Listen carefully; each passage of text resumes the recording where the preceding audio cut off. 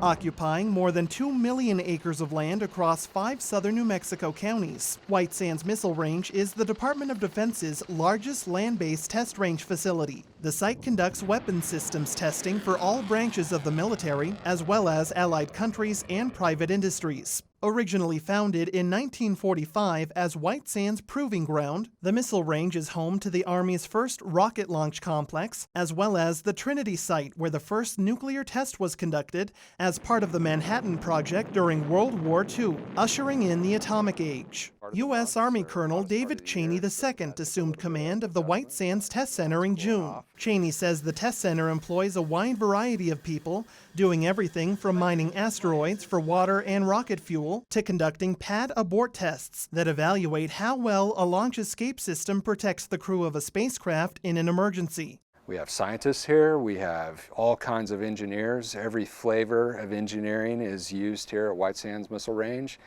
We also rely heavily on technicians and folks that aren't engineers or maybe don't have a graduate degree or even an undergraduate degree but are very technically savvy and maybe went to tech school, and they're helping integrate new equipment onto vehicles and doing modifications. So it really runs the gamut. Engineers like Test Officer Henry Cedillo, who works with customers looking to conduct tests at the site. Cedillo says after stints at NMSU and in the workforce, he attended Doñana Community College to pursue an associate's degree in electronic technology and worked as a student co-op at White Sands. I was going for my degree, but I wasn't sure of where it was going to lead me. I knew what I wanted to do, and I kind of was leaning towards running my own business at one time. But then when I started to work at White Sands, I started to realize there was more out there than just electronics. After finishing community college, Cedillo returned to NMSU to continue his education, earning a bachelor's degree in engineering technology and master's in industrial engineering. He says that education has allowed him to grow as an employee in his work with missiles. For such missile systems like the Patriot system, where it's a missile air defense system, we are able to shoot down enemy targets, enemy missiles, enemy airplanes, and that is directly affecting our soldiers out on field. Colonel Cheney says the test center is also refocusing its efforts toward testing weapons like directed energy, which use high-powered microwaves or lasers to take down enemy targets. You really need direct energy to be able to address some of those threats because they're very inexpensive, like the Katyusha rockets we're facing in Afghanistan. Those don't cost very much, and they can launch a whole bunch of those at us in a ripple. And you need a technology that can address those threats very quickly and accurately and move on to the next threat. And that's what direct energy gives.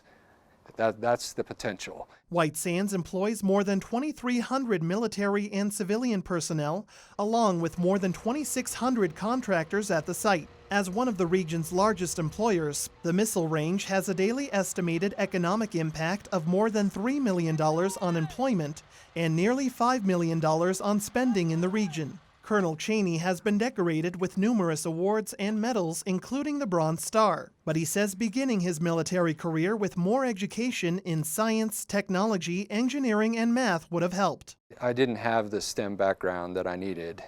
I was an aviator, had a business degree from college, and then got into aviation maintenance, and then later aviation logistics. And then the Army asked me to, hey, we want you to do something totally different and figure out how to do Army acquisition work. And that's when I got a master's that was a little more technical. It would have been a lot easier road for me. I had to work really hard to get here, and it would have been a lot easier for me if I'd have had that STEM background. As a commander, Colonel Cheney says he values a workforce that understands the success of each mission depends on the entire range working as a team. They're that large, and there are that many different complexities to the test, and it requires hundreds of people out there throughout the test event.